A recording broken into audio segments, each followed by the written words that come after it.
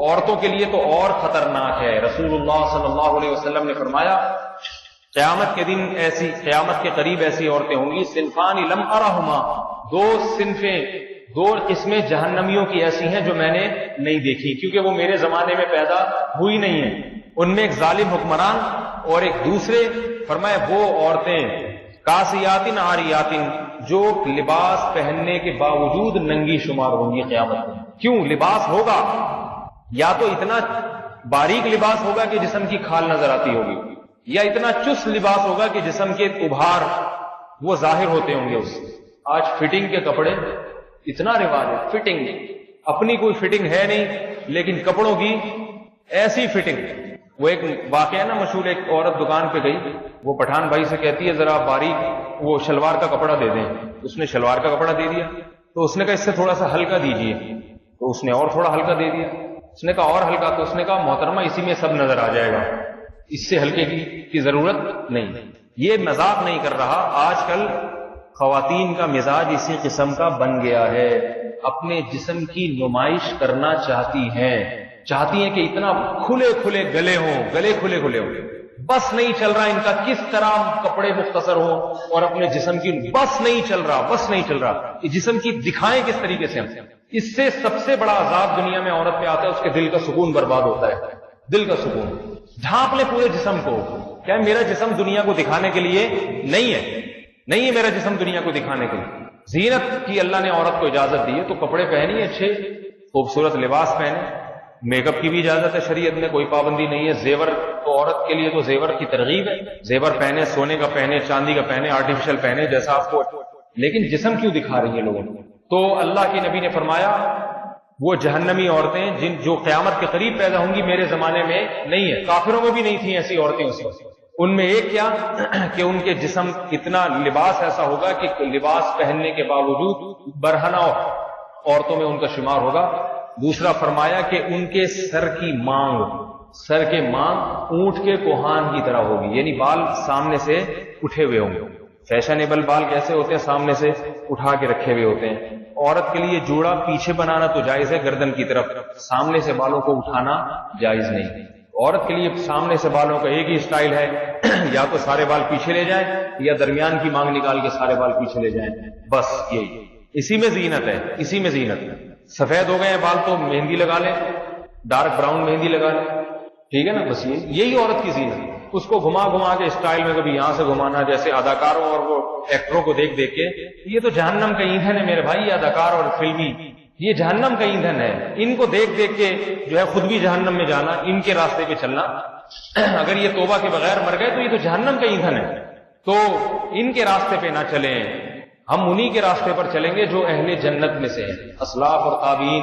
اور آج بھی وہ لوگ جو اہل اللہ ہیں اور وہ عورتیں جو اولیاء اللہ ہیں، ان کے راستے پر ہمیں چلنے کا حکم دیا گیا. عورت کون سے کپڑے نہیں پہن سکتی؟ کیا عورت قمیص کالر بنا سکتی ہے اور سفید رنگ کا لباس پہن سکتی ہے؟ کیونکہ ہم نے سنا ہے کہ اس سے مردوں کی مشابہت ہوتی ہے. دیکھیں، عورت کے لیے لباس میں 3 شرطوں کا ہونا ضروری ہے. نمبر 1، لباس نے پورے جسم کو، بلکہ 4 شرطیں. نمبر 1، لباس نے پورے جسم کو ڈھانپا ہوا ہو. نمبر 2، لباس اتنا چست نہ ہو کہ جسم کے اعضاء کا ابھار بالکل واضح نظر آتا ہو. نمبر 3، لباس اتنا باریک نہ ہو کہ اس سے اسکن یعنی کھال نظر آتی ہو. نمبر 4، ایسا لباس نہ ہو جس میں مردوں کی مشابہت ہو. اب یہ جو کہا ہے کہ سفید کلر یا کالر پہننا، تو کالر یا سفید کلر کی بات نہیں ہے. بعض سفید کلر ہوتے ہیں لیکن وہ عورتیں ہی پہنتی ہیں، وہ مرد نہیں. والے یعنی وہ ایسا ڈیزائن ہوتا ہے اس سفید کلر کا کہ وہ اس میں مردوں کی مشابہت نہیں ہوتی. اب کوئی خاتون سفید کلر کی، اگر ایک مثال دے رہا ہوں، ساڑی پہن لیں تو مردوں سے مشابہت تھوڑی ہے، کیونکہ مرد سفید کلر پہنتے ہیں مگر ساڑیاں تو نہیں پہنتے نا. ویسے تو آج کل یہ جب سے ہومو سیکسولیٹی رائج ہو رہی ہے، کچھ بغیرت قسم کے مرد ہیں جو ساڑیاں پہن کے اور چوڑیاں پہن کے بھی گھوم رہے ہیں. تو بغیرتوں کے علاوہ کی بات کر رہا ہوں میں. تو نارملی سفید کپڑا عورتیں بھی پہنتی ہیں، عبایا ہوتی ہیں بعض سفید کلر کی، تو اس میں کوئی مردوں سے مشابہت نہیں. اب مردوں سے مشابہت کس لباس میں ہے، وہ ہر قوم کا کلچر الگ ہے، تو یہ خود فیصلہ کریں. اس کا آسان طریقہ یہ، کوئی بھی ایسا ڈریس پہنے دیکھنے میں فوراً لگ رہا ہو کہ بھئی یہ تو مرد پہنتے ہیں، تو وہ عرف فیصلہ کرے گا. اب ہر جگہ کا عرف الگ ہے، تو میں کوئی ایک جنرلی فتویٰ نہیں دے سکتا کہ یہ والا ڈریس پہنے یہ نہ پہنے.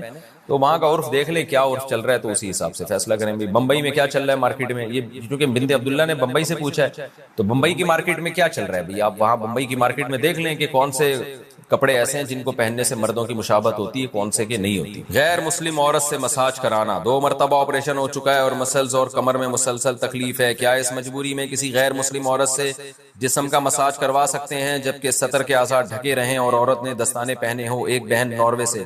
دیکھیں مسلمان عورت کا غیر مسلم عورت سے بھی پردہ ہے، لیکن چہرے کا پردہ، ہاتھوں کا پردہ نہیں ہے، باقی باڈی کا پردہ ہے. تو اس لیے بہتر تو یہی ہے کہ آپ کسی مسلم سے کروائیں، یہ کام تلاش کر لیں کسی مسلم ڈاکٹر کو، اور اگر ممکن نہیں ہے اور یہ علاج بھی آپ کے لیے ضروری ہے تو پھر مجبوری میں غیر مسلم سے کروایا جا سکتا ہے. زندہ والدین کے لیے دعائے مغفرت کرنا، اگر والدین زندہ ہوں تو ان کے لیے استغفار اور مغفرت کی دعا کر سکتے ہیں. عبد الرحمان کراچی سے. کیوں نہیں کر سکتے بھائی، والدین زندہ ہوں تو بھی ساتھ ساتھ ان کی سیدھے راستے پہ چلنے کی بھی دعا کرنی چاہیے کہ اللہ ہمارے والدین کو شریعت کے راستے پہ چلائے اور ان کی خطاؤں کو معاف کرے. اس کا بہت ثواب ہے. والدین کے لیے دعا سے جتنا اولاد کو فائدہ ہوتا ہے اتنا کسی کے لیے دعا سے اولاد کو فائدہ. اکثر خواتین جینز کی پینٹ پہنتی ہیں، اس کا پہننا کیسا ہے؟ ہماری خواتین کا لباس آہستہ آہستہ چینج ہو رہا ہے، وہی ویسٹرن ڈریس بنتا چلا جا رہا ہے. پہلے لوگ کہا کرتے تھے سعودی عرب میں اتنا پیسہ ہے اور اس کی وجہ سے وہاں خواتین اوپر سے عبایا ہوتی ہے، نیچے سے پینٹیں پہنی بھی ہوتی ہیں، لیکن کلچر آہستہ آہستہ یہاں کا بھی چینج ہو رہا ہے. تو بھائی سردی تو ہمیشہ سے پڑتی آ رہی ہے، کوئی فرسٹ ٹائم تو نہیں ہوا نا. پہلے خواتین سردی سے کیسے بچا کرتی تھی، تو وہی طریقہ آج بھی اختیار کر لیں. کیوں اپنے لباس کو آہستہ آہستہ چینج کر رہی ہیں؟ تو اسلام نے عورت کو حیا سکھائی ہے. اب لوگ ہم سے کہتے ہیں دلیل بتاؤ کہ کہیں لکھا ہو کہ عورت کے لیے پینٹ پہننا منع ہے. نبی صلی اللہ علیہ وسلم نے اصول اور ضابطے جو بیان کیے ہیں ان ضابطوں کی روح میں دیکھا جائے گا. اس کی مثال ایسے جیسے خواتین کا بائک پر مردوں کی طرح بیٹھنا، اس پر میں نے ایک بیان ریکارڈ کروایا تھا کہ ایسا نہیں کرنا چاہیے. اس پہ بعض لوگوں نے حدیثوں کے حوالے دیے کہ بھئی اونٹ پہ بھی تو صحابیات بیٹھا کرتی تھی. بھئی اونٹ کو آپ موٹر سائیکل پہ قیاس کر رہے ہیں، اونٹ پہ تو ایسے بیٹھنا ممکن ہی نہیں ہے جیسے بائک پہ بیٹھتی ہیں. ممکن ہے کیا؟ اور حیا کا تعلق عرف سے ہے. عرف سے حیا جو ہے نا ایسی چیز نہیں ہے جس کو لیبارٹری میں ایکسپلین کیا جائے گا یا کوئی سائنسدان اس کو بتائے گا. حیا کا تعلق کس سے ہے؟ عرف سے. بعض لوگ یہ بھی کہتے ہیں گاؤں دیہاتوں میں تو مردوں کی طرح بیٹھتی ہیں. بھئی ہم وہاں بھی مشورہ دیتے ہیں کہ ایسے بیٹھیں جیسے خواتین شہروں میں بائکوں میں بیٹھتی ہیں.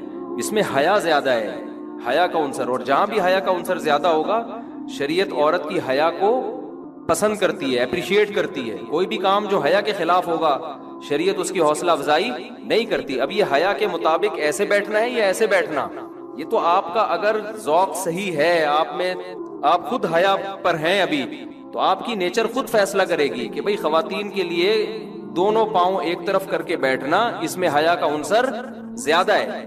بعض لوگ بڑے شور و شور سے کلپ بنا رہے ہیں کہ نہیں جی ویسے بیٹھے ہیں، اس میں کیا ہوتا ہے. تو پھر آپ اپنی عورتوں کو کیوں نہیں بٹھا رہے؟ ویسے آپ کو بھی شرم آ رہی ہے اس طرح بٹھاتے ہوئے نا،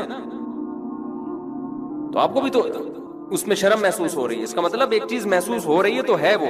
ہاں بعض دفعہ یہ ہوتا ہے کہ ایک کام جو حیا کے مطابق ہے اس کے کرنے میں نقصان زیادہ ہو رہا ہوتا ہے، تو پھر شریعت کہتی ہے پہلے جان کی حفاظت ہے، اس کے بعد دوسرے نمبر پہ کیا ہے؟ حیا ہے. آپ کو کوئی بیماری ہو گئی، ایسی بیماری ہے جو بتانا حیا کے خلاف ہے، اب آپ ڈاکٹر کو بتا نہیں رہے کہ جی شرم آ رہی ہے، تو پھر بیمار ہو کے مر جاؤ گے آپ تو، یا اس کا علاج ہی نہیں ہوگا. تو اگر خواتین کا اس طرح بیٹھنے میں جس طرح حیا، جس میں حیا زیادہ ہے، دونوں پاؤں ایک طرف کر کے بیٹھنے میں ایکسیڈنٹ کا خطرہ ہے، نقصان کا اندیشہ ہے، بائک میں پہیے میں کوئی دوپٹہ یا برقع یا چادر پھنسنے کا خطرہ ہے، پھر اسی طرح بیٹھ جائیں. لیکن ایسا ہوتا نہیں ہے. اگر وہ لپٹ کے بیٹھیں اور اپنے آپ کو سمیٹ کے بیٹھے اپنے لباس کو، تو ہمیشہ سے جب سے بائکیں ایجاد ہوئی ہیں اب تک مسلمان عورتیں اسی طرح بیٹھتی آ رہی ہیں. جو حادثات ہوتے ہیں وہ بے احتیاطی کی وجہ سے ہوتے ہیں، اس طرح بیٹھنے کی وجہ سے نہیں ہوتے. تو بھائی حیا کو سوسائٹی میں پروموٹ کرنے کی کوشش کریں، جو چیزیں بھی حیا سے جن کا تعلق ہے. باقی لبرل انٹیاں تو ان چیزوں سے ناپسند کرتی ہیں، وہ تو کہتی ہیں کیا باتیں کر رہے ہیں، ہماری مرضی، ہم ایسے بیٹھے ہم ویسے بیٹھے، تمہیں کیا تکلیف ہے؟ ہمیں تھوڑی کوئی تکلیف ہو رہی ہے، ہم سے تو کوئی پوچھ رہا ہے تو ہم اس کو بتا رہے ہیں. باقی آپ کی مرضی، آپ جیسے مرضی بیٹھیں. تکلیف کا تعلق تو جب ہوتا ہے جب یوں بیٹھی بھی ہوتی ہے، ہم اس کو گن پوائنٹ پہ یوں بٹھاتے ہیں. آپ کی مرضی. ہم سے اکارڈنگ ٹو اسلام کسی نے پوچھا ہے تو ہم بتائیں گے اکارڈنگ ٹو اسلام یہ پسندیدہ کام نہیں ہے. جو چیز حیا کے زیادہ قریب ہے اسلام اس کو زیادہ پسند کرتا ہے. سمجھتے ہو کہ نہیں سمجھتے ہو؟ تو اسی طرح جینز کی پینٹیں وغیرہ کا خواتین میں رواج بڑھ رہا ہے. اگر گھر میں کوئی نہیں ہے، میاں بیوی ہیں، وہ تو جو مرضی پہنے، لیکن بچے بڑے ہو گئے ہیں یا آپ گھر سے باہر جا رہی ہیں تو پھر یہ لباس، اور آسان لفظ کر کے کہہ دیتا ہوں، ہلکا کر کے، کہ حیا کے تقاضوں کے پورے مطابق نہیں ہے. میں یہ بھی نہیں کہہ رہا بے حیائی ہے، اور ہلکا کر دیا ہم نے اس کو، ٹھیک ہے نا. لیکن اسلام عورت سے جس قسم کی حیا کا مطالبہ کرتا ہے اس معیار پہ بہرحال یہ لباس پورا نہیں اترتا. چست کپڑے عورت کے لیے شریعت میں پسندیدہ نہیں ہے. رسول اللہ صلی اللہ علیہ وسلم نے فرمایا کہ صنفانی لم ارہما، دو میری امت میں گروہ ایسے ہیں جن کو میں نے نہیں دیکھا، لا یجدن ریح الجنہ وان ریحها لیوجد من مسیرۃ کذا وکذا، وہ جنت کی خوشبو بھی نہیں پائیں گے وہ دو فریق.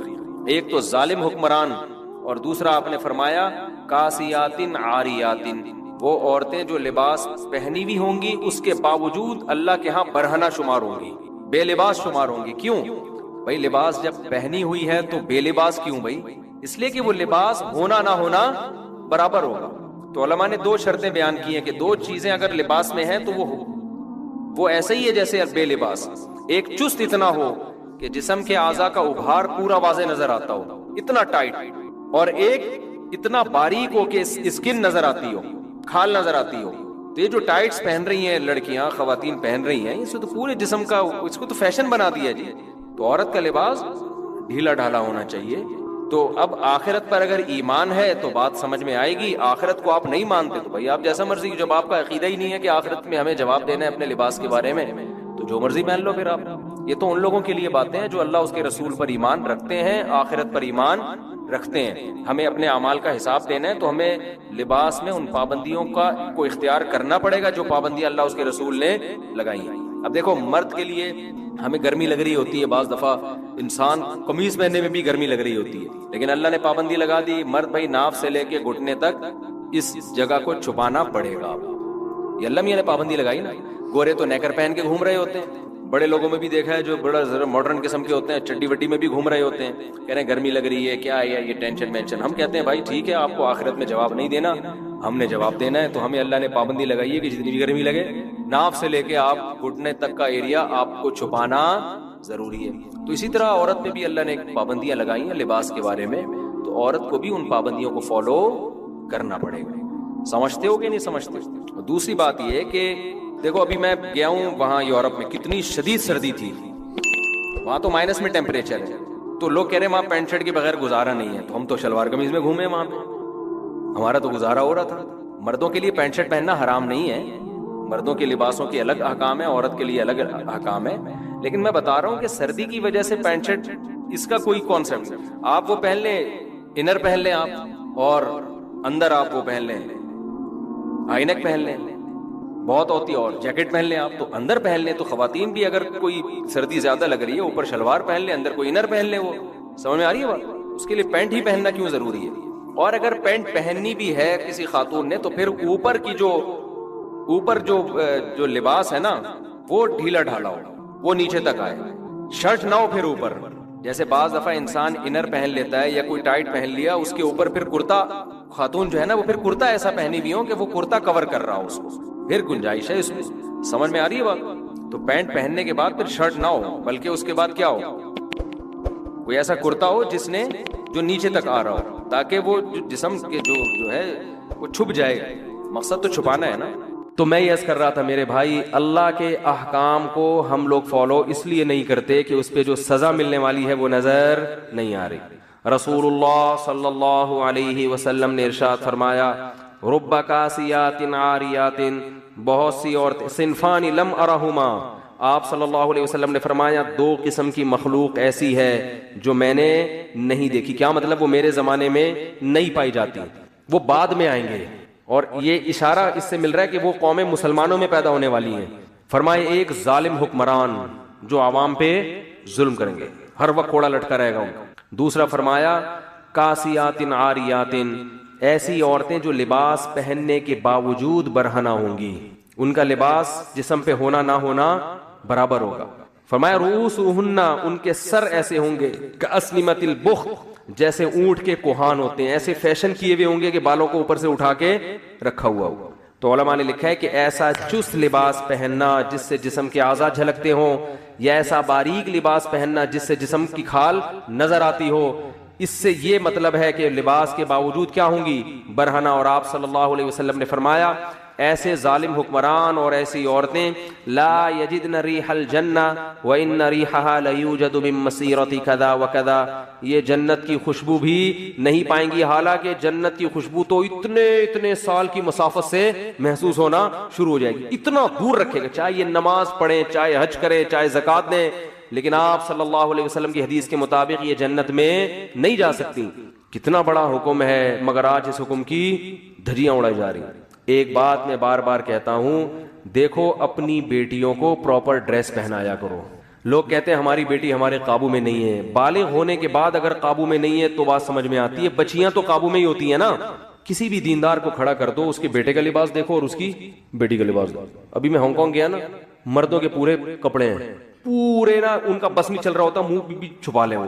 اور ان کنٹریز میں خواتین کے کپڑے کیا ہیں؟ شارٹ، 2-4 اسٹیکر کہیں سے ادھار لے کے، وہ بھی ایسا لگتا ہے جیسے پتہ نہیں کیا تکلف ہے بھائی۔ بعض ایک صاحب کہنے لگے ان سے بولو کہ اس تکلف کی ضرورت کیا تھی، آپ خام خواہ کی ٹینشن۔ مرد پورے، اور عورتوں کا وہی کلچر کہاں آ رہا ہے ہمارے معاشرے میں، اور کیسے آ رہا ہے؟ والدین اپنی بچیوں کے لیے ایسے کپڑے لے کر آ رہے ہیں، ابھی تو بچی ہے بھائی، اگر وہ ابھی بچی ہے تو وہ بھی تو بچہ ہے، اس کو بھی چڈی پہناؤ، بنیان پہنا کے باہر نکال دو اس کو، بیٹے کو، اپنے بیٹے کو چڈی بنیان نہیں، بیٹے کو پراپر ڈریس پہنائیں گے پورا۔ بیٹی کو کیا کریں گے؟ آدھی پنڈلیوں کی فراکیں، سلیو لیس فراکیں ان کو پہنائیں گے، آدھی پنڈلیوں کی شلواریں اور سلیو لیس ان کو فراکیں پہنائیں گے۔ تو یہ اس کی علامت ہے کہ آپ ان کی صحیح تربیت نہیں کر رہے۔ بچے کو پراپر ڈریس پہنا کے اس کا عادی بنانا پڑتا ہے، اس سے بچے میں حیا پیدا ہو جاتی ہے، شرم پیدا ہوتی ہے۔ آپ نے دیکھا ہوگا جو لوگ اپنے بچوں کو کپڑے نہیں پہناتے نا، چڈی بنیان میں ہی بچے گھومتے رہتے ہیں، وہ پھر بڑے ہو کر بھی چڈی بنیان میں۔ ہمارے ایک دوست نے واقعہ سنا ہے یورپ کے کسی کنٹری کا، وہ یہاں سے نا بچی کا رشتہ تھا، کہیں رشتے کے سلسلے میں کہیں گئے کسی ملک، تو لڑکے والوں نے ان کو بلایا، تو وہ جو لڑکی کے ابا تھے انہوں نے کہا وہ سسر جو یعنی لڑکا ہے اس کو بلاؤ۔ لڑکا کہیں جاگنگ کر رہا تھا چڈی پہن کے، اس کو پتا چلا جی تمہارے رشتے والے آئے ہیں، اس نے کہا ٹھیک ہے، بہت خوشی ہوئی، میں آ رہا ہوں۔ تو وہی چڈی بنیان میں ہی سسر صاحب کے آگے آگے بیٹھ گیا، اور اس نے اپنی طرف سے یہی کیا بھائی جو میں ہوں میں وہی نظر آنا چاہتا ہوں، اور صحیح کیا اس نے۔ خام خواہ میں اپنے آپ کو ایسا شو نہیں، میں ایسا لبرل ہوں، پہلے بتا دیا اس نے اپنے ڈریس سے کہ مجھ سے زیادہ توقعات نہ رکھنا، ہم یہ چڈی بنیان ہی ہمارا فیشن ہے۔ تو چڈی بنیان میں آ کے سسر صاحب کے سامنے بیٹھ گئے۔ انہوں نے کہا بھائی لڑکی والے جب ہمارے یہاں جب آتے ہیں تو بندہ کہیں سے ادھار ہی لے لیتا ہے پتلون کیا خیال ہے بھائی؟ اس موقع پر تو ہر آدمی کم از کم پراپر ڈریس میں بیٹھتا ہے نا، نہیں ہے تو کہیں سے ادھار لے لیتا ہے، شرٹ ادھار لے لیتا ہے، بعد میں واپس کر دیتا ہے کہ بھائی چلو ابھی فی الحال تو۔ یہ اتنا لبرل، وہ خیر انہوں نے انکار کر دیا اور بہت اچھا کیا انہوں نے انکار کر دیا۔ تو کیا ہے کہ بچپن سے آپ اگر مکمل لباس پہنائیں گے بیٹے کو بیٹی کو تو وہ لباس کا عادی۔ بچپن کی بڑی اہمیت ہے، یاد رکھو۔ جو ہم کیوں مسلمان ہیں؟ بچپن میں مسلمان تھے ہم، اب اسلام چھوڑنا ہمارے لیے انشاءاللہ ممکن نہیں ہے۔ بچپن اسلام میں پیدا ہوئے ہم لوگ۔ مجھے اچھی طرح یاد ہے، میں اپنے والد صاحب کو دیکھتا تھا، داڑھی ہے ان کی نا ماشاءاللہ، میرے دادا پردادا سب داڑھی والے تھے، تو جن کے ابو کی داڑھی نہیں ہوتی تھی مجھے وہ عجیب سے لگتے تھے۔ میں کہتا تھا یہ بچے اپنے ابو کو ابو کیسے سمجھتے ہیں؟ کیونکہ وہ داڑھی کا ایک وقار ہوتا ہے نا، ایک نورانیت ہوتی ہے۔ تو میں کہتا یار میرے والد صاحب کا نورانی چہرہ ماشاءاللہ، داڑھی، تو باپ کے لیے تو ایسا ہی چہرہ ہونا چاہیے نا۔ تو جو کلین شیو ابا ہوتے تھے، میں ان کے بچوں پہ ترس کھاتا تھا کہ یار یہ اپنے ابا کو، ان میں ابا پن تو نظر ہی نہیں ہے۔ معذرت جو بغیر داڑھی والے ہیں بھائی، معذرت، کسی کی توہین مقصد نہیں ہے۔ تو میں کہا ان کو اپنے ابا کیسے لگتے ہیں؟ وہ روحانیت تو آ نہیں رہی ان میں، ابا تو ببر شیر جیسا ہونا چاہیے نا۔ کیا ہو گیا بھائی؟ بھائی باپ کا تو مطلب کیا ہے؟ باپ۔ ہم اب والد صاحب کی داڑھی سے کھیلتے تھے، بڑا تھی بھی بڑی زبردست ماشاءاللہ گھنی داڑھی۔ وہ ایک انگریز، بھائی معذرت جو بغیر داڑھی والے بیٹھے ہیں، وہ ایک انگریز نے جو ہے نا ایک بچے کو گود میں اٹھایا، تو وہ بچہ چپ تھا، تو ایک مسلمان نے اٹھایا، بچہ ایک دم رونے لگا نا، تو انگریز نے داڑھی کا مذاق اڑایا، دیکھا تمہاری داڑھی ہے تو تمہاری شکل سے دہشت ٹپک رہی ہے، بچہ رو رہا ہے اور دیکھو۔ تو انہوں نے کہا بھائی دیکھو تمہاری جب گود میں اٹھایا تو بچے کو پتہ نہیں چلا ابو کی گود میں امی کی گود میں۔ معذرت بھائی، معذرت جو بیٹھے ہوئے، پہلے پیش کی معذرت بھائی، اس کو امی کا لک آیا، ماں کی ممتا تو بچے تو ماں کی گود میں، اور جب ادھر آیا تو اس میں بھائی یہ تو ابا ہے، ابا تو بہرحال وہ ممتا تو نہیں دے سکتا نا جو ماں دیتی ہے۔ تو جو چیز بچے کو, مجھے عجیب سا لگتا تھا جب میں بغیر داڑھی والوں کو دیکھتا تھا نا, تو ہیں خاندان میں بغیر داڑھی والے بھی ہول سیل کے حساب سے پڑے ہوئے ہیں, لیکن چونکہ شروع سے ہی والد صاحب کو دیکھا تلاوت کرتے ہوئے, تسبیحات میں دیکھا ہمیشہ, کبھی میں نے اپنے والد کو اللہ ان کی مغفرت کرے ٹی وی دیکھتے ہوئے نہیں دیکھا, کوئی ڈرامہ دیکھ رہے ہوں, کوئی ناول پڑھ رہے ہوں, یا فضول بیٹھ کے لوگوں میں گپے مار رہے ہوں. تو ایک بڑا اچھا تقدس ایک باپ کا ذہن میں بن گیا. تو ایسے بھی ہوتا تھا, میں جن کو دیکھتا تھا کہ ان کے ابا کیرم بورڈ کھیل رہے ہیں یا اسنوکر کھیل رہے ہیں, تو میں حیران ہوتا تھا, چلو ہم تو کھیلتے تھے, بچے تھے ادھر ادھر جا کے, کبھی وہ آتا تھا وہ والا نا, وہ یوں والا آتا تھا, اب مجھے نام یاد نہیں اس کا, وہ بھی ابا سے چھپ کے تھوڑا بہت, بچے تو کھیلتے ہی ہیں, یہ والا کھیلتے تھے, کبھی جا کے اسنوکر کر لیا. لیکن ابا کے بارے میں یہ تصور نہیں تھا کہ کسی کا ابا بھی یہ کھیلے گا, کیونکہ ابا تو بھائی وہ تو ایک بزرگ رشتہ ہے نا. تو جب میں کسی کو دیکھتا تھا کہ اس کے ابا اسنوکر کھیل رہے ہیں, تو میں کہا یار یہ ابا تھوڑی ہوئے ہیں, یہ تو معذرت کے ساتھ لونڈے لپاڑے سے ہوئے ہیں, ابا تھوڑی ہوئے اسنوکر کھیل رہے ہیں اور ناول پڑھ رہے ہیں بیٹھ کے, ڈرامہ دیکھ رہے ہیں, فلم دیکھ رہے ہیں, یہ کیسے ابا ہو گئے یار. تو ذہن قبول نہیں کرتا اس چیز کو. تو بچپن کی بڑی ویلیو ہے بچے کو جس چیز کا عادی. دیکھو یہ جو ہم چائنیز پہ حیران ہوتے ہیں کہ کتے بلی کیسے کھا لیتے ہیں, یہ ہمیں تو الٹی آتی ہے نا دیکھ کے, گورے کو بھی الٹی آتی ہے, گورا بھی کتا بلی نہیں کھا سکتا. گورا چائنیز کی چیزیں دیکھ کے حیران ہوتا ہے, یار یہ کیسے کھاتے ہو تم لوگ, یہ لال بیگ کیسے کھا لیتے ہو. تو چائنیز کیوں کھاتے ہیں, بچوں کو بچپن سے کھلا دیا. تو اب بچے کو لال بیگ نہیں ملے گا تو مر جائے گا ٹینشن سے, اس کو بلی کتا چاہیے بچے کو. تو جو گند بچپن میں کھلا دیا بچہ اس کا عادی ہو گیا. ہم نے نہیں کھائی تو ہمارے ہاں کوئی دین کو فالو نہیں بھی کرتا, پھر بھی کتا, وہ کہتا ہے یار اتنا بھی کتا نہیں ہوں کہ میں, اتنے کتے پنے پہ بھی نہیں آ سکتا کہ میں کتا ہی کھانا شروع کروں. اتنا لبرل گورا اتنا لبرل نہیں بن سکا اب تک. بچپن کی بڑی اہمیت ہے بھائی, جو بچے کو سکھاؤ گے, جس چیز جو ماحول دو گے, بچہ اسی ماحول کا عادی بنے گا. تبھی تو رسول اللہ صلی اللہ علیہ وسلم نے فرمایا کل مولود یولد علی الفطرہ فابواہ یہودانہ او ینصرانہ او یمجسانہ. ہر بچہ فطرت پہ پیدا ہوتا ہے, نیک پیدا ہوتا ہے, شریف پیدا ہوتا ہے, اچھا پیدا ہوتا ہے, مسلم پیدا ہوتا ہے. باپ دادا اس کو یہودی بنا دیتے ہیں, عیسائی بنا دیتے ہیں, مجوسی بنا دیتے ہیں, آگ پرست کی پرستش کرنے والا, وہ بگاڑتے ہیں, ماحول بگاڑتے ہیں ان کو. ہر بچہ اچھا ہی پیدا ہوتا ہے, اچھائی کو پسند کرتا ہے وہ. اب ہم نے بچیوں کو مختصر لباس پہنا دیے تو ان کی مزاج میں حیا نکل گئی. اور یاد رکھو اولاد کے دل سے اگر حیا نکل جائے تو پھر ابا اماں کی نہیں سنتے. وہ حیا ہی تو ہے جو انسان کو روکتی ہے, غیرت روکتی ہے. میرا باپ ہے, یہ میری ماں ہے, اس کے سامنے میں کیسے اونچی آواز سے بات کروں. لیکن جب شرم نکل گئی بس ختم.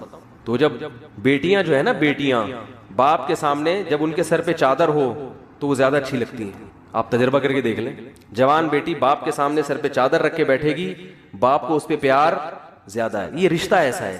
سگی بہن بھائی کے سامنے تھوڑا سا سمٹ کے بیٹھے گی, سر پہ چادر ہو تو بھائی کو وہ بہن زیادہ اچھی لگی. یہ رشتہ ایسا ہے, اللہ نے بنا, یہ چینج نہیں ہو سکتا. لیکن کھرچ کھرچ کے ہمارا معاشرہ تباہ ہو گیا, کھرچ کھرچ کے. اب نتیجہ کیا نکل رہا ہے کہ بہن کی جو ڈریسنگ ہے بھائی کے سامنے وہ اتنی معذرت, اتنی بےہودہ ہوتی ہے کہ حیا کا جو ایک وہ تھا عنصر وہ کیا ہو گیا, ختم. جب وہ ختم تو پھر وہ جو ایک تقدس تھا نا رشتے کا کہ یہ میری بہن ہے, میں نے اس کے لیے جان دینی ہے اور اس کا میں نے خیال کرنا ہے, اور یہ میرا بھائی ہے, اس سے میں نے نظر یعنی تھوڑا سا اس کے سامنے میں نے حیا کی لاج رکھنی ہے, کوئی ایسی حرکت نہیں کرنی جو معاشرے میں بری سمجھی جاتی ہو. تو یہ سب چیزیں حیا ختم ہونے سے ختم.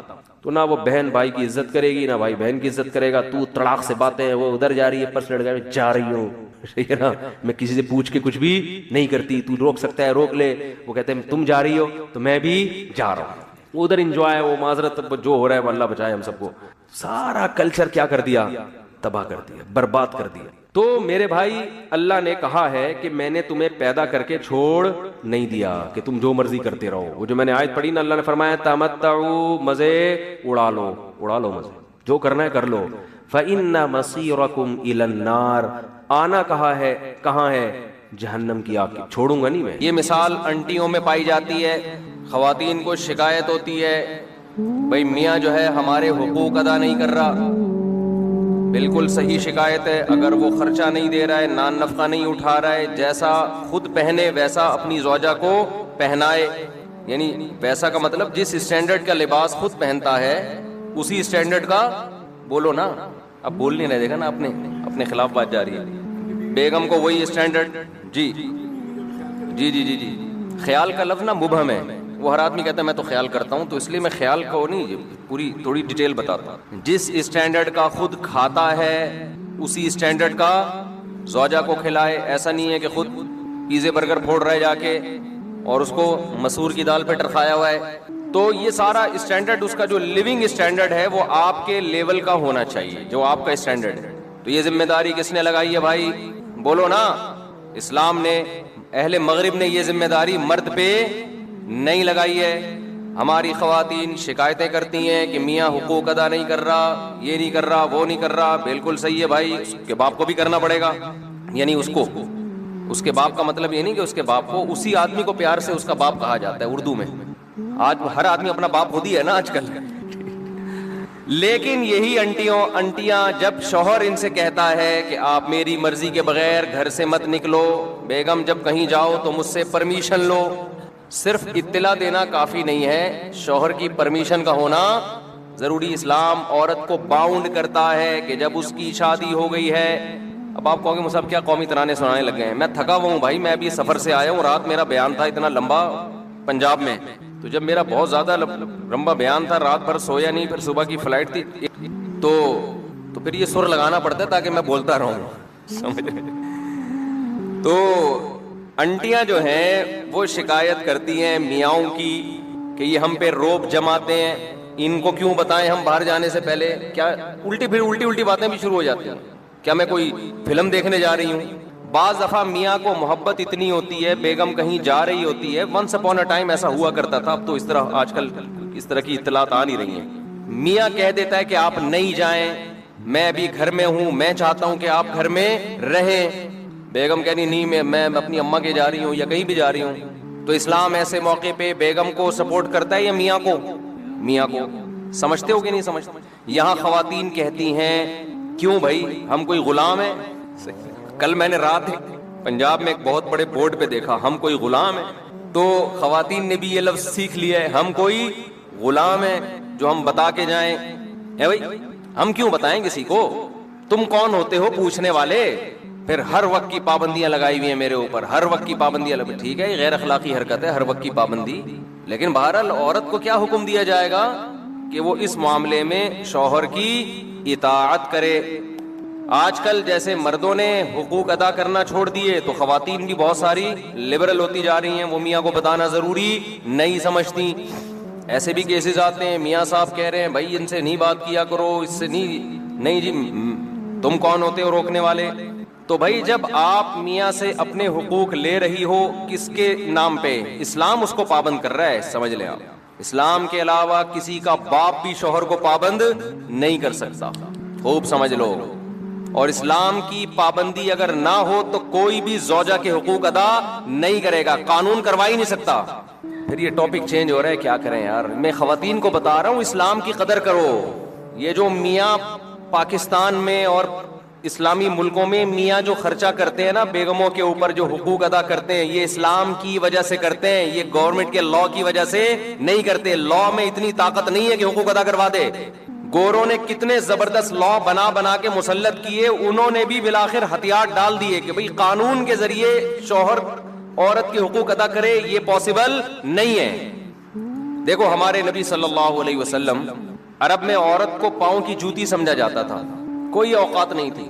ہمارے نبی نے مدینہ میں جا کے قانون نہیں پاس کروایا کہ جو عورت کی توہین کرے گا اس کو اتنے سال کی جیل ہوگی. ایسا ہمیں کوئی یہ قانون سے یہ چیزیں گرفت میں آتی نہیں ہیں. قانون میں پہلے تو یہ توہین کی ہے کہ نہیں کی ہے, پھر توہین کی ڈیفینیشن کیا ہے. میاں کہہ رہے ہیں کہ ہمارے یہاں تو پیار سے گالیاں دی جاتی ہیں, ہمارے یہاں کیا. کل ایک صاحب آئے, انہوں نے کہا مجھے میری بیوی نے بہت گالیاں دی ہیں نا, بہت پھٹا ہوا کہ پنجاب میں بیٹھا ہوا کہیں, تو میری بیوی نے بہت گالیاں دی ہیں. میں نے کہا کیا گالیاں دی ہیں؟ کہہ رہے یار صاحب کیا. میں نے کہا ترجمہ کر کے بتا دو. میں نے کہا ایز اٹ از گالی تو نہیں بتاؤ, لیکن آسان لفظوں میں اس کو ذرا مفہوم بیان کرو, آسان لفظوں میں اس کا. تو خیر میں یہ عرض کر رہا تھا کہ نبی صلی اللہ علیہ وسلم کے دور میں بیٹی کو زندہ دفن کیا جاتا تھا. پاؤں کی جوتی سے بھی بدتر سمجھا جا رہا ہے کہ نہیں سمجھا جا رہا. تو آپ صلی اللہ علیہ وسلم نے قانون سازی نہیں کی ہے مدینہ میں کہ کورٹ میں عورت کیس کرے شوہر توہین کر رہا ہے. یہ بہت مبہم چیزیں ہوتی ہیں, اور قانون کے ذریعے ان چیزوں کی گرفت نہیں ہو سکتی ہے. بلکہ آپ صلی اللہ علیہ وسلم نے یہ بتایا کہ میں اللہ کا پیغمبر ہوں، اور دلائل سے ثابت کیا. اللہ نے اتنے معجزے دیے جس سے صحابہ کو یقین ہو گیا کہ آپ کس کے پیغمبر ہیں؟ اللہ کے. پھر قرآن میں اللہ نے آیتیں نازل کی، لَقَدْ كَانَ لَكُمْ فِي رَسُولِ اللَّهِ أُسْوَةٌ حَسَنَةٌ، تمہارے لیے پیغمبر کی زندگی میں بہترین نمونہ ہے. فالو کرنا ہے تو کس کو فالو کرنا ہے؟ پیغمبر کو. اب لوگ سمجھ گئے پیغمبر جو کرتے چلے جا رہے ہیں ہمیں وہ کرنا ہے، نہیں کیا تو پنشمنٹ کس کی طرف سے ملے گی؟ اللہ کی طرف سے. اب کوئی دیکھنے والا نہیں ہے، اب نہ کوئی وکیل کی ضرورت، نہ کیس کی ضرورت. کس کا خوف بٹھا دیا ہے؟ اللہ کا. تو پھر صحابہ نے پیغمبر کا عمل کیا دیکھا؟ مشہور حدیث ہے نا کہ ایک صحابی نے نبی صلی اللہ علیہ وسلم کی دعوت کی، آپ نے فرمایا عائشہ کو بھی بلاؤ تو آؤں گا میں. یہ جو ایٹیٹیوڈ ہے، یہ جو رویہ ہے زوجہ کے ساتھ، وہ صحابی بلا رہے ہیں نبی کو، اور آپ کیا کہہ رہے ہیں ساتھ میں کس کو؟ زوجہ کو بھی بلاؤ. دل صاف تھے لوگوں کے، ان کے پاس اتنی گنجائش نہیں تھی. انہوں نے عرض کیا یا رسول اللہ یہ میں نہیں کر سکتا. آپ نے فرمایا دعوت کیا ہے؟ کینسل. پھر ان صحابی نے کچھ دنوں بعد دعوت کی، یا رسول اللہ آپ کی دعوت کرنا چاہتا ہوں. آپ نے فرمایا عائشہ کو بھی بلاؤ. صحابہ آپ کا یہ عمل بولو دیکھ رہے تھے تو سیکھ رہے تھے نا کہ کیسے زوجہ کے ساتھ کیسا رویہ ہوتا ہے. انہوں نے کہا نہیں ہو سکتا، آپ نے فرمایا نہیں جا سکتا. پھر تیسری مرتبہ صحابی نے عرض کیا یا رسول اللہ آپ کی دعوت کرنا چاہتا ہوں. اچھا میرے سے یہ بیان خواتین سنتی ہیں نا، وہ کہتی ہیں آئے کاش مفتی صاحب کتنے اچھے ہیں، اللہ اپنی بیگموں کے ساتھ کیسے ہوں گے. تو مجھے وہ لطیفہ یاد آتا ہے جو مولوی اس طرح بیویوں کے حقوق بیان کر رہا ہوں نا، خواتین بڑی متاثر ہوتی ہیں کہ ان کے گھر والے کتنے خوش قسمت ہوں گے. ان کی تو کبھی دعوت ہوتی ہوگی تو کہتے ہوں گے اب بیگم کے ساتھ بلاؤ تو آؤں ورنہ میں نہیں آ رہا جاؤ. تو وہ لطیفہ تمام خواتین سن لیں. ایک آدمی جو تھا نا ڈرائیونگ کر کے اپنی بیگم کو لاتا، بیگم اگلی سیٹ پہ بیٹھی ہوتی، اس کی بیگم اسکول ٹیچر تھی، تو لاتا اسکول کے باہر گاڑی کھڑی کرتا، اترتا، بیگم کا گیٹ کھولتا، دروازہ نا لاک کھولتا، وہ جاتی تو خواتین دوسری دیکھتی یار کتنی رسپیکٹ دے رہا ہے، خود اترتا ہے ڈرائیوروں کی طرح دروازہ کھولتا ہے باہر سے نا. تو رشتے آنا شروع ہو گئے. ایک اور شادی ہو گئی اس کی اسی چکر میں نا، خواتین نے خود کہ بھائی اتنی عزت دے رہا ہے یار ہمیں بھی چاہیے اس کی بیوی بن جائیں ہم. 2 شادیاں ہو گئی. پھر بیگم کو، پہلی والی بیگم اسکول ٹیچر تھی، اس کو لے کر آتا، اترتا، باہر سے دروازہ کھولتا. 3 شادیاں ہو گئی. صحیح ہے نا. وہ بھی گھننا بنا ہوا ہے، بتا نہیں رہا ہے کسی کو اصل کہانی کیا ہے. اس نے کہا ہونے دو، خود سے آ رہا ہے بھائی. اور خواتین دیکھ رہی ہیں، متاثر ہو رہی ہیں بھائی ماشاء اللہ ماشاء اللہ. پھر ایک دن آیا، دروازہ ایسے ہی کھولا، 4تھی بھی ہو گئی. بعد میں پتا چلا یہ دروازہ باہر سے کھلتا ہے، اندر سے لاک خراب ہے اس کا. یہ جو دروازہ ہے اس کا لاک اندر سے خراب ہے. تو جب تک پوری تحقیق نہ کر لو نا بھائی کسی سے متاثر مت ہو. تو ضروری نہیں ہے کہ جو مولانا صاحب ممبر پہ بیٹھ کے بڑے اچھے بیانات کر رہے ہیں خود بھی اتنے اچھے ہوں، یہ کوئی ضروری نہیں ہے. اس لیے زیادہ انسپائر ہونے کی ضرورت نہیں ہے. تو نبی صلی اللہ علیہ وسلم نے کیا فرمایا کہ عائشہ کو بھی بلاؤ. تو تیسری دفعہ میں جب انہوں نے دعوت دی تو جب آپ نے فرمایا کہ عائشہ کو بھی بلاؤ تو انہوں نے عرض کیا کہ ٹھیک ہے. تو صحابہ آپ صلی اللہ علیہ وسلم کا یہ عمل اپنی آنکھوں سے بولو دیکھ رہے تھے. اب کوئی قانون سازی کی ضرورت نہیں تھی. اللہ نے پہلے بتا دیا تھا کہ تم نے فالو کس کو کرنا ہے؟ پیغمبر کو فالو کرنا ہے، ان کا رویہ دیکھنا ہے. حضرت عمر رضی اللہ تعالی عنہ کی زوجہ نے ایک دفعہ اونچی آواز سے بات کی تو وہ غضبناک ہو گئے کہ یہ کیا بھائی. انہوں نے فرمایا کہ پیغمبر، پوری حدیث کے الفاظ مجھے یاد نہیں ہیں، انہوں نے فرمایا کہ پیغمبر صلی اللہ علیہ وسلم کی زوجہ کبھی پیغمبر صلی اللہ علیہ وسلم سے اونچ نیچ ہو جاتی ہے. وہ اونچ نیچ ہوئی تھی نا، حضرت زینب نے حلوہ بنا کے بھیجا. حضرت عائشہ رضی اللہ تعالی عنہا مسجد نبوی میں حجرے کے باہر موجود تھی، صحابہ کرام بیٹھے ہوئے تھے. حضرت زینب نے کچھ حلوہ بنا کے بھیجا. حضرت عائشہ رضی اللہ تعالی عنہا کو غیرت آئی کہ میری باری میں سوکن کی مداخلت کیوں ہو رہی ہے. امی عائشہ نے وہ حلوہ کی برتن اٹھا کے زمین پہ دے مارا اور اس کو توڑ دیا. میں اکثر اس موقع پہ کہتا ہوں بھائی اگر ہم اور آپ میں سے کوئی ہوتا اور دوست بھی یہ منظر دیکھ رہے ہوتے تو غیرت کا مسئلہ بناتے کہ نہیں بناتے، اور دوستوں کو واقعہ سناتے کہ میری بیگم نے ایسے حلوہ میرے سامنے برتن توڑا، میں نے رکھ کے 2 لگائے. تیرا بھائی ڈرتا ورتا کسی سے بولتے ہیں نا. ہمارے نبی صلی اللہ علیہ وسلم نے کیا فرمایا؟ سید الانبیاء آپ نے اس کی ایک اچھی لاجک پیش کی. فرمایا غارت امکم, تمہاری ماں کو غیرت آ گئی ہے. یہ محبت میں ہوا ہے, سمجھ رہے ہیں کہ نہیں سمجھ رہے؟ ان کو یہ ہوا کہ باری میری ہے تو کسی اور کے گھر سے گفٹ کیوں آ رہا ہے, دوسری زوجہ کے گھر سے, تو یہ غیرت میں کیا یہ. کوئی غصہ نہیں ہوئے, زمین پہ بیٹھ کے وہ برتن اٹھا لیا, اور جب حضرت عائشہ کا غصہ ٹھنڈا ہوا تو فرمایا کہ برتن کے پیسے دے دینا. زمان تو آئے گا نا, یہ تو نہیں کہ غیرت میں آپ نے کسی کچھ بھی کر لو تو زمان تو آتا ہے نا. تو میں جب یہ حدیث پڑھی میں حیران ہوا, میں نے کہا یار اگر ہم لوگ ہوتے تو ہم یہ واقعہ 30 لوگوں کو بھی سناتے ہیں, بھائی تیری بھابھی نے ایسا کیا آج, اور تجھے پتا ہے ہم سسرال سے ڈرتے ورتے نہیں, اور دوست بھی مردانگی کے چیلنج دیتے ہیں, بھائی تو جورو کا غلام ہے, تیرے گھر میں برتن ٹوٹ رہے ہیں, صحیح ہے نا, تیرے گھر میں کیا ہو رہا ہے, اور وہ بھی تیرے دوستوں کے سامنے, شاگردوں کے سامنے. کوئی تمیز ہے یار, رکھ کے لگایا کیوں نہیں تو نے؟ لیکن صحابہ نے یہ منظر بھی اپنی آنکھوں سے دیکھا. یہ حدیث تو صحابی بیان کر رہے ہیں نا, کہ نبی نے اس کی توجیح کی, غارت امکم, تمہاری ماں کو غیرت آ گئی. تبھی تو حدیث میں آتا ہے. دیکھو یہ واقعہ سننے میں الگ ہے, سننے میں تو آپ سمجھ رہے ہو بھائی نارمل ہے, حقیقت یہ ہے کہ جب گزرتی ہے تو پتہ چلتا ہے کہ اس کے لیے تھوڑے بہت اخلاق کافی نہیں ہے, بہت بڑا ظرف ہونا چاہیے. اور خاص طور پر وہ پیغمبر جن کو سب فالو کر رہے ہیں, مقتدا اور رہبر ہیں, جن سے افضل اس کائنات میں اللہ نے کسی کو پیدا کیا نہیں ہے. تو اسی وجہ سے حدیث میں آتا ہے کہ تم میں سب سے بہتر وہ ہے جس کے اخلاق اچھے ہیں, اور آپ نے فرمایا میرے اخلاق تم میں سب سے زیادہ اچھے ہیں. اور یہ بھی آپ صلی اللہ علیہ وسلم نے فرمایا خیارکم لأہلہ, تم میں سب سے بہتر اللہ کے نزدیک وہ ہے جو اپنے گھر والوں کے ساتھ سب سے اچھا ہے. یہاں کہ پھر وہی بات آ جاتی ہے, ہم مغربی کلچر کو فالو کر رہے ہیں, ان میں گھر والے نہیں ہوتے, ان کے ہاں سب برابر ہیں. اسلام ترجیح کس کو دیتا ہے؟ رشتوں کو. دیکھو گورا تھینک یو سے بات کرتا ہے, ہر ایک سے اس کا تھینک یو برابر ہے, کسٹمر سے بھی وہی تھینک یو, عام آدمی سے بھی وہی thank you, excuse me, please, یہ جو ان کے الفاظ ہیں نا, یہ سب سے کیا ہیں؟ برابر ہیں. اسلام میں سب کے لیے برابر نہیں ہے. اسلام میں سب سے پہلے ماں باپ ہیں, پھر میاں بیوی ہیں, پھر بچے ہیں, بھائی بہن ہیں, یہ ہیں رشتے. آج کتنے لوگ دوستوں سے بڑی تمیز سے بات کر رہے ہوتے ہیں, ہو ہا ہی, گھر میں آتے ہی ایسے جیسے چنگیز خان نے بغداد پہ حملہ کیا ہے. گھر میں تمیز سے داخل ہی نہیں ہوتے, مسکراتے چہرے کے ساتھ داخل نہیں ہوتے, سلام نہیں کرتے. جو میں نے آبزرو کیا ہے نا, جس کی لاٹھی اس کی بھینس, جو پاورفل ہے نا وہ حاوی ہے بس. مرد اگر پاورفل ہے تو وہ حقوق نہیں دے گا, وہ دبائے گا. عورت طاقتور ہے تو وہ مرد کو کھا جائے گی, مرد طاقتور ہے تو عورت کو کھا جائے گا. جس کی لاٹھی اس کی بھینس. جب اللہ کے خوف سے حقوق ادا ہوتے ہیں, اللہ کی چاہت میں حقوق ادا ہوتے ہیں, تو آپ طاقتور ہو تو بھی حقوق ادا کرو گے, آپ کا